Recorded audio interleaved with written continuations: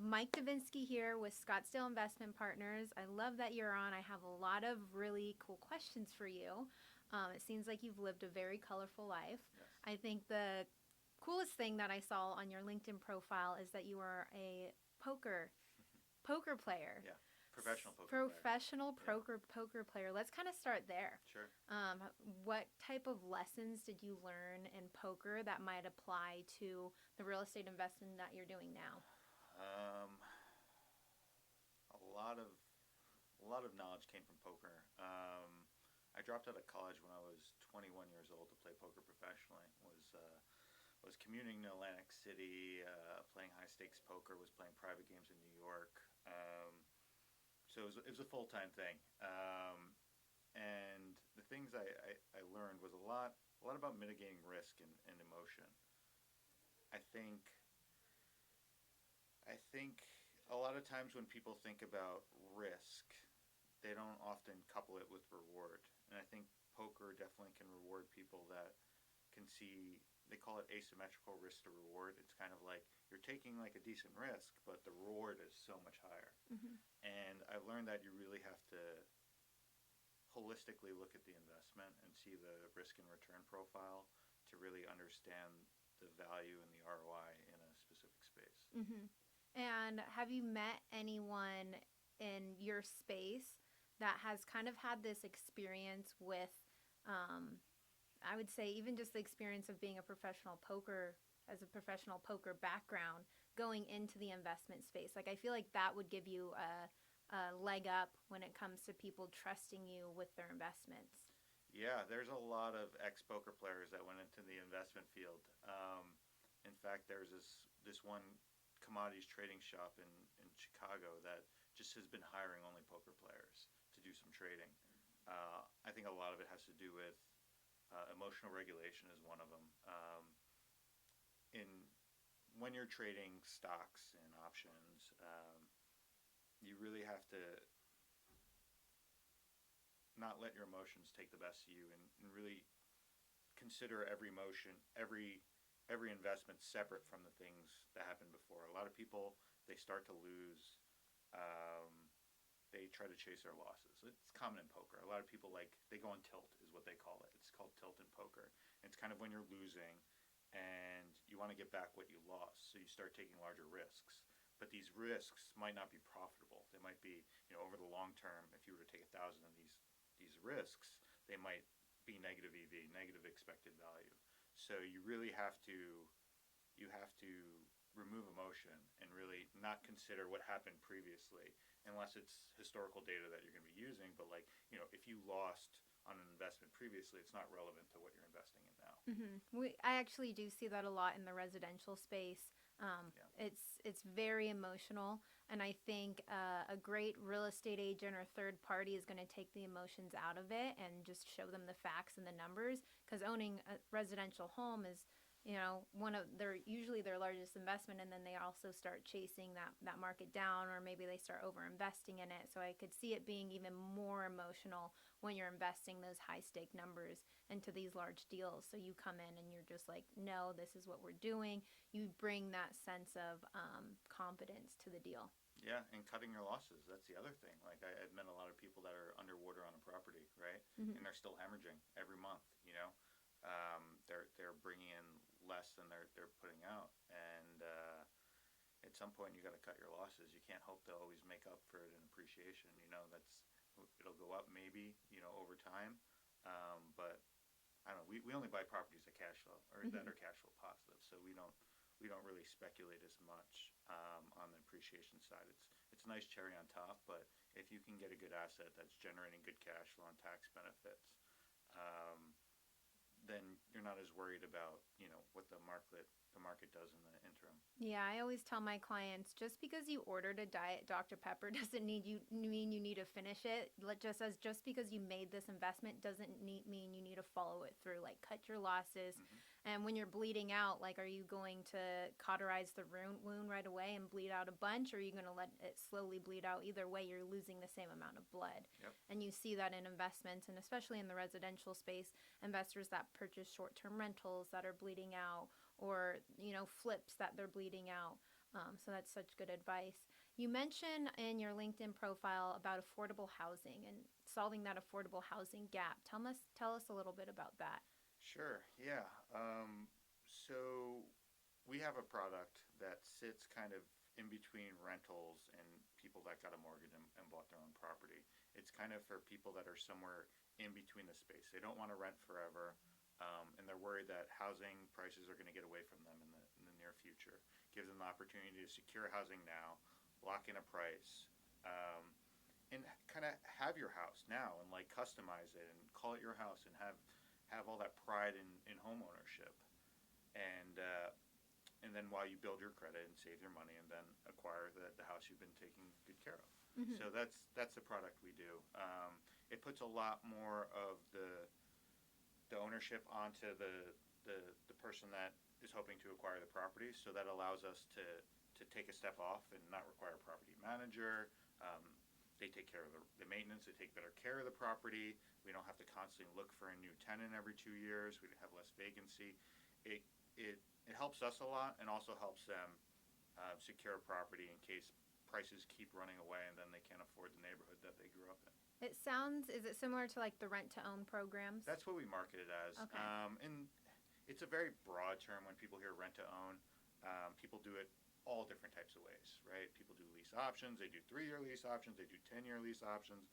Some people do rent credits. There's a lot of nuance in there. But yes, rent to own is the idea, and that's Awesome. how we market it. I was working during COVID with a company called Home Partners of America, and they're doing something very similar. And I actually put a lot of my clients into those programs because you had the first right of refusal. You could purchase it within a 6 month time frame or a 3 year time Sure. frame, and then it laid out what the price of that home would be based off I think like 3% appreciation a year. But I saw that company in particular can't kind of pause on purchasing, say 2022. Mhm. So did you see that with some of your competitors going into the high interest rate environment, and how were you guys affected by that? So yes, the market has slowed. Less people are investing in real estate in general. People are worried about housing prices. They don't know where the market's going to go. Interest rates are higher. The nice thing is a lot of our investors are cash, so finance is not a problem. We don't worry about interest rates. In fact, it's actually an opportunity for us because there's less buyers in the market, so we can negotiate a little bit harder with a person selling the property and get it 90 cents on the dollar, 85 cents on the dollar pretty easily. Um, so it's kind of put us in a strong position to acquire the properties with some equity right from day one. Um, and even with financing, we get a premium over traditional rent, so we are cash flow positive, which is kind of nice if we do have someone that does want to use some kind of financing to acquire the homes and then ten, rent to own it out to a tenant. We're still cash flow positive even at 7% interest rates. Uh, a lot of the other providers, so outside the rent to own industry, are definitely struggling, right? You know, like if someone wanted to buy a rental property right now and wanted to use a mortgage, probably like Yeah. breaking even at best, Yeah. and then after maintenance expenses, probably losing money. That's kind of where we have our edge because we're getting 25% more over traditional rents. They're taking care of the maintenance, and we don't have issues with vacancy. So are you allowing these applicants, these renter applicants, to apply with you, and then you're purchasing a house of their choosing, or how does that No, work? we don't. We find that it works a lot better and it's a lot more scalable if we just acquire the properties. We know kind of the properties that a lot of people that have worked with us in the past are interested in. They're generally cosmetic fixers. They because it's the best value property and the people our ideal tenant doesn't mind painting or Hmm. like fixing the floor a little bit, kind of cosmetic stuff. And then you can get a good value on a property. You don't have to get a brand new finished apartment that that's painted white, but they want it brown or some other. You put all these improvements into it, and people don't even see the value, and they have to pay more for it when they'd rather build a little sweat equity themselves. That makes sense. I didn't even know that existed out there, which is great because all the companies I was working with kind of just took a pause. Yes. Other than the rent to own, what other affordable housing assets are you guys looking into or investing Well, I in? wouldn't call it affordable housing because we're not participating with the government. We don't. Well, we will. We're not specifically targeting affordable housing neighborhoods or anything like that. Um, we're kind of more bridging the gap to allow people to secure a home now and then take it down in the future. Um, can you repeat the question? What was? Yeah, so other than this asset class of single family homes, what other asset class is your company investing in? Sure. So kind of aside from residential real estate, we've been starting to get into data center build out, which has been really exciting. We were talking about that earlier. Um, there's So when people think of AI infrastructure, they think of the chips, right? The GPUs, NVIDIA, largest market cap company in the world. Or they think about the software stack. They think of OpenAI or Grok or these other Gemini that are the software stack that have got these massive valuations and brought in tons of investment. But people don't always think about the things that go into fueling a lot of that, like the electricity, the water, even glass, right? Like you need fiber optic cables. They're used from glass, which comes from sand. So I think a lot of people haven't necessarily thought of like what downstream is needed to build to be able to train all these models and do all this inference. And that's kind of what we've been starting to look at recently. So the big thing about Arizona is always our water issue. And a lot of people are saying, well, if we are having a water shortage or these builders aren't able to build residential homes, why is Arizona allowing all these data plants to come in that are also using so much water?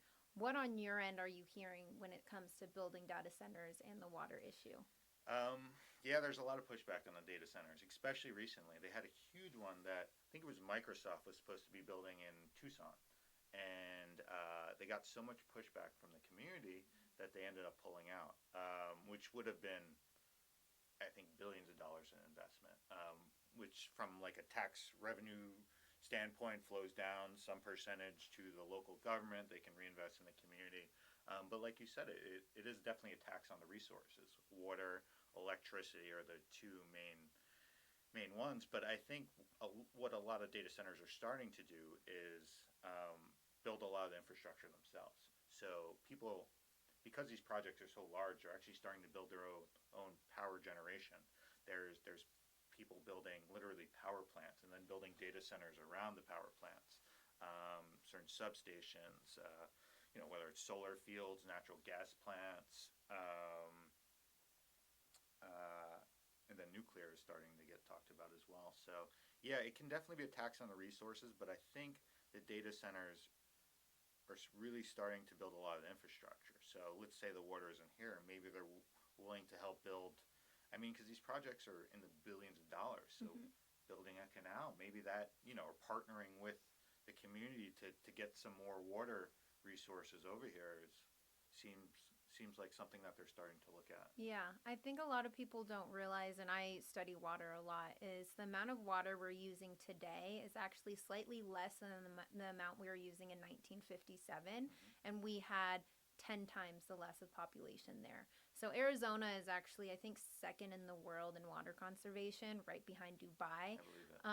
They're also not heavily investing. I think they have a budget of $3 million that they invest in Colorado's cloud seeding program. Okay. So they're creating water somehow, Yes. and it's so crazy because everyone used to say cloud seeding was this conspiracy. Yeah, And now I'm laughing about that. now Yeah, my we're wife's seeing been it. telling me about it all the time, and Yeah. Now, yeah. if you just Google it, there's so many articles. Even SRP is investing in a cloud seeding program up in the White Mountains to create more water. So it's such a weird thing, and I think we're gonna see a lot of more news about it. But it's interesting to see how these data plants are gonna affect the Arizona market. Are you investing in any other markets other than Arizona? I'm not. I like to. I have previously. I've had rentals in Las Vegas and other markets, and I learned that unless you really have reliable boots on the ground, it can be really painful. From communication to just relying on people that you didn't necessarily train yourself. And especially with the bigger projects, I like to there's something about having a physical presence there. Mm-hmm. Whether it's about knowing the community itself, being able to see the the properties you're looking at yourself. It really, I don't want to do remote investing. It's Yeah. just not for me. I learned the mistakes, and even having a competent property manager and things like, it's just a lot gets lost in translation, and Yeah. no one's going to do it as well as you do it yourself as well. So I really like to be in the areas that I'm investing in. Yeah, I was just sitting down with, he owns like a $300 million portfolio of mobile home parks here in Arizona, apartments, industrial. And I was sitting down with him this morning at coffee, and he said the exact same thing. He was like, if you can't figure out how to do it in your own backyard, you're more than likely not going to figure out how to do it in someone else's backyard. Yeah. And say, even like Texas or any of those markets, those guys have the guys with the boots on the ground that knows all the information. So you got to figure out how to do it where you know best. And if you can't figure that out, then maybe you shouldn't be investing in those Yeah, things. I agree. So, if someone wanted to invest with your firm, what does that look like? Like, is there a minimum? Do they have to be, I think it's an SEC registered accredited investor? Yeah. So we do only work with accredited investors. We have a $500,000 minimum. Uh, we we haven't been doing financing in a while, so it's got to be cash. Um, if someone wanted to partner, they could visit our website, check out. We can send more information. Um, Generally, the people that work with us are people that are looking to supplement their previous income, or looking just to, whether they exited a business and they were getting paid 200, they were taking $250,000 a year out of the business, $300,000, and they'd like to invest the money they have now to keep that money coming out.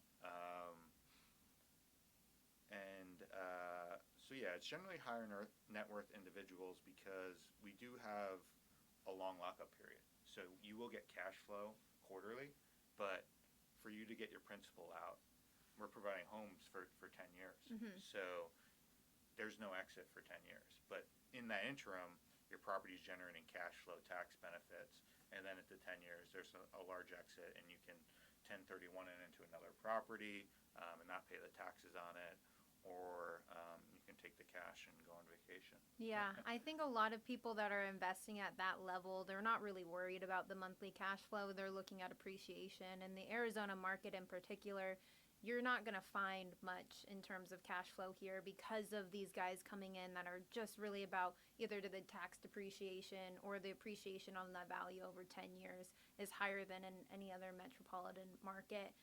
And even just like our property taxes, our holding costs are so much lower here than like Texas or Florida, which I think are the last two great states to invest in. You got Arizona, Texas, Florida. And when you look at the insurance costs of Florida and the property taxes of Texas, like, it really only leaves Arizona to be invested in. Yeah, So. I'll give you a great piece of information on how, when people are trying to consider investments, how I talk to them about real estate. The average annual home appreciation in the United States is 3.81%, right around 4%. Let's say you go buy a rental property, put 20% down. Like I said, the average appreciation is 4%, but because you put 20% down and you're getting the appreciation on the whole value of the home, it's actually as if you're generating 20% rate of return every year, just in the appreciation.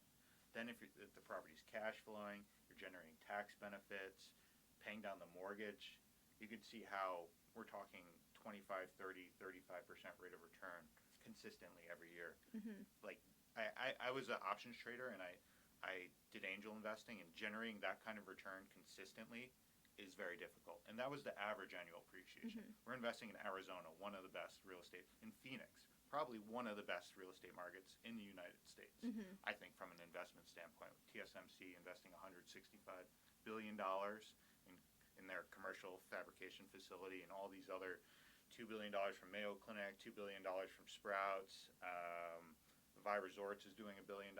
All these massive investments that are going to need all these resources to feed all these commercial, and just the land and the property becomes so much more valuable. Mm-hmm. So 4% is, I mean, I think if we look at a 10-year horizon, it's going to, I don't know, double, triple that, right? Yeah. So we said you're doing around 30% rate of return. If you leverage the 4%, imagine if it's if it's 8 or 12%. Yeah. And as someone who follows the Arizona market, so like underneath a microscope, where do you see the home values going over the next 5 years or Well, even the next year? so I don't have a crystal ball. In the shorter time frames are a lot harder than the longer time frames. Mm-hmm. That's kind of why we invest for the long term, the 10 years, because the next year or two, who knows, right? Like interest rates could get stalled, interest rates could go down, and then prices could go down. Like you don't know. You really don't know. Like you expect that if interest rates drop, prices will continue to rise, but who knows? There's so many different factors. And then you have the micro markets, which is a whole issue, right? Scottsdale is very different than Glendale, and Scottsdale is even different than Phoenix. You're talking like luxury with like a limited supply versus like maybe more like B class, average blue collar housing, and they all have kind of different. The prices move differently based on macroeconomics and then even like local community economics. But you want me to put a prediction on the pricing? 1 year, I have no idea. Probably flat, maybe down. Depends how aggressively the Fed starts lowering rates. I think Mm-hmm. is the biggest factor. Um, that's the biggest factor. There's other factors, but the Fed lowering the interest rates, then people can start buying homes again. Becomes more demand, pushes up the price, right? Mm-hmm. But also, I always overcomplicate things. But as interest rates start to lower, then maybe more people list their house, so maybe more supply starts to rise as well. But I do think a lot of people are sitting on the sidelines to buy more than anything else right now because of the interest rates. So if you were to get another percentage drop in the next year, I think that would at least stabilize the house prices, and then being in a micro market, I do think Phoenix is going to grow. Like when the rest of the industry is flat, Phoenix will probably grow. When the rest of the industry starts rising, it's going to grow 2x or 3x. Yeah, and if you're just looking at historical data, I mean, Arizona doubles in value every 10 years, where the national average is every 20 years. So long term, it's always a good play. And whenever you're investing in real estate, if you're investing for the short term gain, it's never going to be a great idea. But for the long term gain, you can never go wrong. Yeah. 10 years from now, hopefully it's either doubled or gotten close to doubling. And I agree with you on your predictions for short term. I do think that the feds aren't going to lower interest rates as quickly as they increase them. I think if we even get into like the 5.5 range, we'll have more inventory on market, which will be good because if they do decide to get aggressive on cutting, if we have even 35 to 40,000 active homes, which technically we're still in a buyer's market, they'll be able to get aggressive on the interest rates. If they get even to the 4% range, that will increase affordability, and we won't have another COVID happen, Yep. which will be great for both buyers and sellers. And I see that happening at least for the next 2 to 3 years. Mm-hmm. Okay, I had one more good question Sure. before we end. Okay. You've built a life around spotting opportunity where others see risks. What's one risk you took that completely changed your trajectory? Uh, One risk I took, that there was lots of risks, but the biggest risk I took,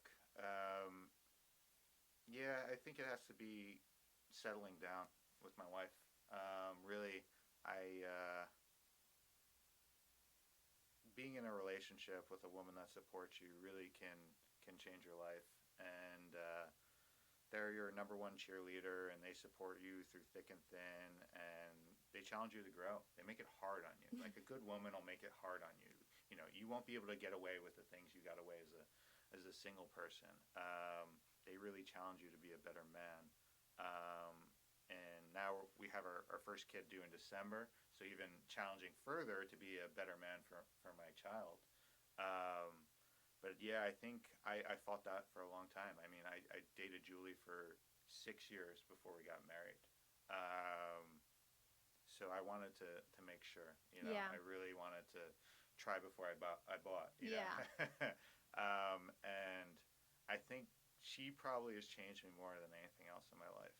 I've had a lot of things change me. I've taken a lot of risk, but that was the scariest commitment. And I'm someone that once I commit to something, it's like all in, like totally focused and energy and effort. It's not like I'm going to do something halfway. It's Mm-hmm. like really commit to it. And yeah, when we decide like really to commit and like live together and spend a life together, um, I think that changed the whole trajectory for both of us. I always say a good woman is going to be a catalyst in a man's life to just exponentially grow the trajectory of where they're going. And especially when you decide to start a family together, then you just get this fire of like, I need to build this legacy for my child and my family.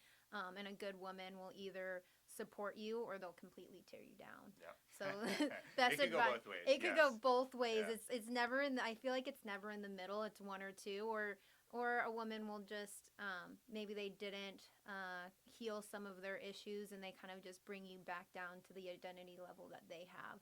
So final notes, what would be your number one advice that you would give someone right now? In a relationship, Just in life in general. Oh man, number one advice. Or maybe best advice you've been given. I'm gonna do something timely. I really think, I've been across many different fields. I was a professional poker player. I had a marketing agency. Was studying physics at one point. Did options trading in the public markets, angel investing, and now real estate, and even getting into AI infrastructure. And I think I've learned that you kind of want to think about a lot where the ball's going, right? Like I know this is a kind of common analogy, and people think about, but like I think not only from like an opportunity standpoint, but from like an excitement standpoint. Like if you are in an industry that really excites you and that has a lot of opportunity and that is growing, um, I think it makes it that much easier to really work hard at it and really like spend your effort and be excited about it. Versus, if you really spend your effort on something that maybe come easily or just came naturally, like an industry that you kind of like just fell into, and maybe it's shrinking or it's stagnant and you're not really excited to be there. I think that pervades your whole life, and like you're just not going to be a happy person. Um, you're not going to work as hard. But I think if you think of like the industries that are growing and the opportunities and really, and you get energized and really excited to work on these problems and these opportunities, I think it just makes you a better person. Yeah, anything less than a purpose-driven life is not fun. Not a life worth living. Not a life worth living. So if someone wanted to get involved in the affordable or in your rent to own, Sure. How do they find you or how do they get in contact? Or Yeah, so our website's scottsdaleinvest.com. That's invest plural. So they can visit the website. We have some information on there. Starting to do more content education about it. Originally, it was a lot more private, but we want to share the opportunity with more people, so we're starting to be a little bit more public about it. So there will be more content. I have Instagram, Mike Devinsky. Probably a lot of content will be coming on Instagram, Facebook, maybe some LinkedIn. Might be running some webinars, and yeah, keep an eye out for the AI infrastructure stuff, which I'm super excited. Which is local build out. I think I'm very excited for it. awesome. Well, I'll make sure to put then Where's the camera? it's right here. Okay, cool. Yeah, and then it's Scottsdale Investment Centers Partners. Partners. Yeah. Okay. I